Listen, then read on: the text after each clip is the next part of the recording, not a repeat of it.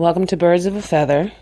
This is your girl AJ, the Suburban Princess, here to report that I'm very, very, very happy to once again have another edition of this podcast out, but also I'm very happy to know that my Birds have clinched home field advantage on top of top seed, on top of NFC East Division champions. But the problem is there's more proof in the pudding. There's obvious issues with this team without Wentz at the helm.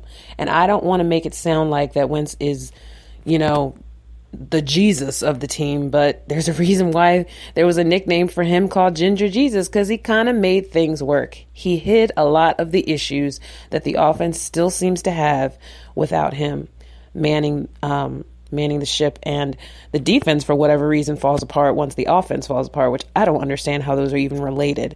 I don't know if Schwartz has just given up, he doesn't know where to put players, or he doesn't care anymore, or I almost feel like they should just play the starters next week too, just to prove a point. Like, I know you guys don't suck like this, right? Like, so if we play the first half of the Dallas game and until you guys score a decent lead, then we'll take you out.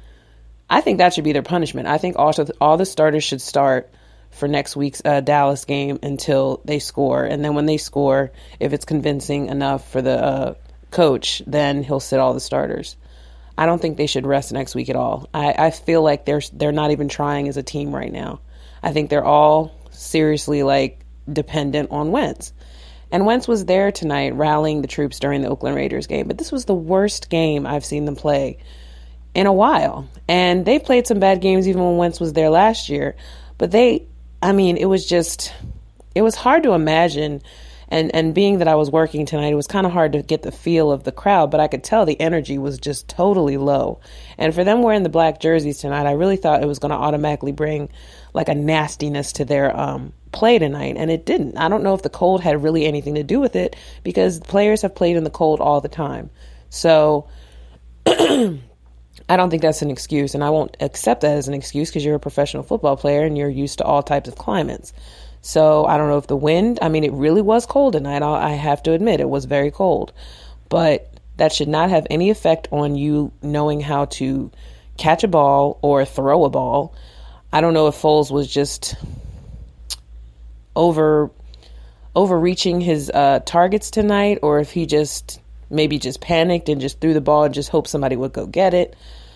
I just felt like they were all out of sync throughout the whole game, and it didn't seem to get any better in the second half, whereas usually they start to turn it up. I don't know why they went away from the run game, and I don't know why they didn't just let Ajayi run again for the second half, because he's the only reason why they scored at all tonight. Minus the kicker missing kicks, they probably would have been ahead at least for 2 touchdowns easily, had they had just followed through on just following the run game. And I don't know why Doug does that. I don't know if that's part of the plan to go away for it, to give Ajayi some room, or if he's just stuck on trying to make everybody get their fair snaps. Nobody cares about their fair snaps if they're playing a good team. If they're playing a good team, run them till their legs run off. Literally, what do you got to lose? And I think Doug is really the reason why they barely are winning these last 2 games, because he's overthinking, or he's just determined to keep things the way they have been when Wentz was at the helm. And I'm sorry, Foles is not Wentz, and Foles will never be Wentz. And we've got to get over the fact that Wentz is not playing. He's not playing. Okay? Foles is our quarterback, so we have to deal with what we have. And I know that Foles is not bad. I know that as tall as he is, there is no excuse for him to be throwing balls the way he was throwing tonight, but the players didn't know how to hold on to the ball, and there was a lot of fumbles on both teams. And Derek Carr, he could have probably gotten away with a lot more had the defense not finally decided to show up. And I'm sick of the defense coming through in the second half. They should always be on fire, just like they were when Wentz was there. So I don't want to buy now. This is the second week in after Wentz went down, that this team will never be the same because of Wentz. Well, you have to stop acting like you can't play anymore because one guy is not playing. You have to play like your hair is on fire no matter who is in charge. But I hate to say it, but these players are too dependent on Wentz. And he was even there tonight, physically there on his crutches. And I'm sure everybody loved that he came. But I really don't think there's a way that you can transcend his energy to that team without him physically being on the field with them. And that's a shame, because that shouldn't be a crutch. You're professional football players, and you should play like you want to win the game regardless of who is quarterback. So don't tell me that come Dallas team, if they put Nate Sudfeld in there next week and you guys play all great because, I don't know, he plays faster. I don't know. But Nick has always been a slow guy. So they've played fine with him being just as slow. And yes, they look pedestrian when he's he's under center because, you know, he's just that dude. He's just that laid back player. And you should make him look good by catching balls and trying to go for the jugular. But I honestly think the play calling is really being exposed now because Doug does a lot of stupid stuff. And I think he gets scared of using Ajayi too much without using the other players. And I think that he should stop worrying about that because I think Ajayi works best when you put him under pressure.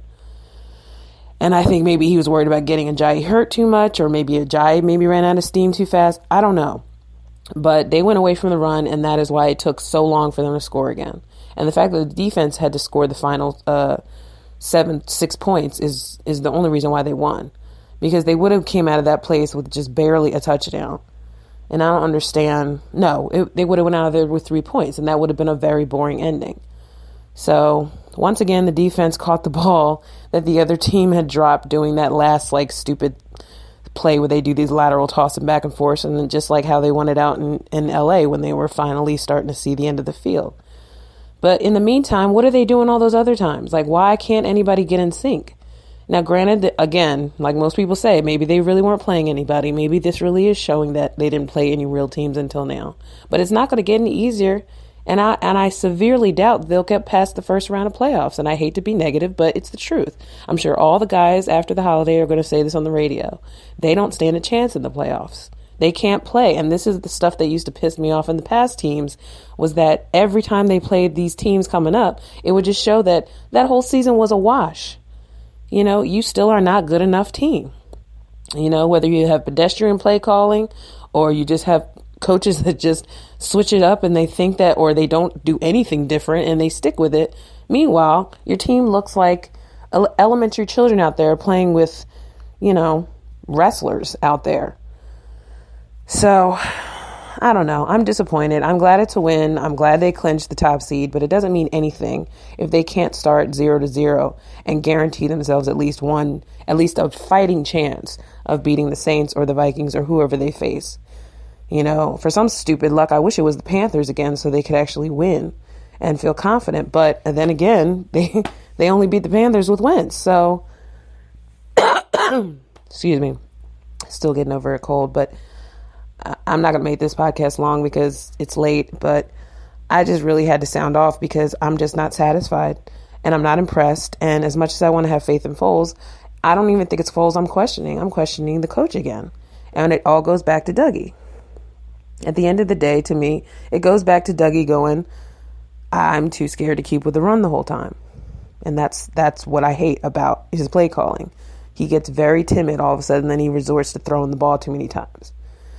and Foles shouldn't have to throw that much after a while. It's ridiculous. So, I don't know. Maybe it'll look better. Maybe that week off from the first starters will do a world of wonder for them because some guys got banged up again tonight. But they should not have to struggle that much against the Raiders. They shouldn't have had to struggle against the Giants. Every team to me is always a threat to them. And it's only a threat to them with Foles because Foles doesn't have that same kind of speed and delivery that Wentz grew into this year. So as much as I want to have faith in Foles, I just don't have faith that they can carry themselves as a team confidently into the playoffs. And I don't think that's not a unanimous feeling amongst any other fans who have eyes. So until next week at this point, I'm kind of dreading the next couple weeks until January because as much as I was loving the idea of having a postseason, how long are they really going to play? I mean, were biting our nails through the last time they played the Saints when they almost won that game, but then they didn't because then all of a sudden, I think it was Coach Kelly at the time. He got really pedestrian with the playoff calling and barely had Deshaun out there. I don't know. I want to be really positive, but right now I'm trying to be realistic. And what I see is a team that does not look like a playoff team. I do not see a team that is 13-2. I see a team that just barely got by. and they just happened to fell into a record that Wentz built for them. And they're showing us a very shaky foundation of which that house had been built. So it just sucks that all that hard work for Wentz is going to go to naught, and he has to kind of start over again next year and hopefully finish it out. And, it is what it is. I mean, I'm still always going to be bleed green, but I knew from the energy and the whole vibe and how it slowly became very irritated how I became very irritated toward the end of the night, because I just wanted to get the day over with, because I realized at the time they were not going to pull out this wonderful win that I thought they were going to bring out. It was not the kind of score that I wanted to see, and I definitely got the vibe that it wasn't the play that I wanted to see. But I'm up really late, so I figured I might as well stay up and just watch the replay on NFL Network and just see exactly why I didn't get the feeling that they were going to win this game at a certain point. Because I wasn't able to watch frame by frame, but I know from the reactions of the audience, I wasn't even sure if they were winning or losing, honestly, at any points, because there were so many dramatic screams and oh, no. But I digress. I will send another podcast when I feel confident enough to really kind of analyze the next couple of weeks and how they look. Because right now, everything at this point is just going to be a bunch of speculation and criticism for another week or so until the playoffs start. But if it's the Vikings, we can just kiss Super Bowl goodbye, because they're most likely going to play in their own hometown for the Super Bowl. So, which is good for them, because they've earned it. They've came out of left field and they've earned it. Case Keenum is by far the best backup quarterback right now in the NFL. So, anyway, this is still Christmas. Well, it's not really Christmas now. It's officially Kwanzaa, because it's December 26th. So, happy Kwanzaa. Happy Christmas. Happy New Year coming up. And hopefully 2018, this time in 2018 will be an even better record than this year. And even if it's not another 13-2 year, at least it'll be a decent year that we can get in the playoffs and we'll still have Wentz. So that's all I'm banking on, that we still keep Wentz throughout the whole year. I'd like him to do a whole year and have a decent record, even if it's not 13-2. I pray that it can at least be, 10-6, 10-5 record, because they have a really rough schedule next year, because now that they've gotten this high in the records, in the scoring, they're going to have to really draft, pretty decently for good backups and for them to survive next year's schedule, because already it's looking like the second half of the season is going to be really tough for them. This year turned out to be nothing, but next year they're going to put this 13-2 record to the test, and they're going to be tested through and through. So hopefully most guys won't be gone by then, and we can stay with some winners on our team. So we'll see what happens, but it's definitely going to stay a young group.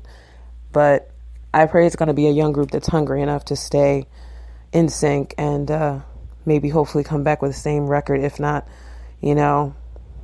just as good next year. So, but in the meantime, like I said, I'm going to wait for this replay of this Steelers game to go off and see what else I can find and make some mental notes for myself, and just pray that as the weeks go on that, Coach Dougie figures it out and switches up his game, because it's just, he can't keep the same game for 2 weeks. He just can't. It's just not working. Anyway, all right, for all those who are listening, if you feel like you want to give me some feedback, ajradiocaller at AOL.com, girlyvirgo78, Birds of a Feather page, and my Twitter page as well. And have a great night and happy holidays.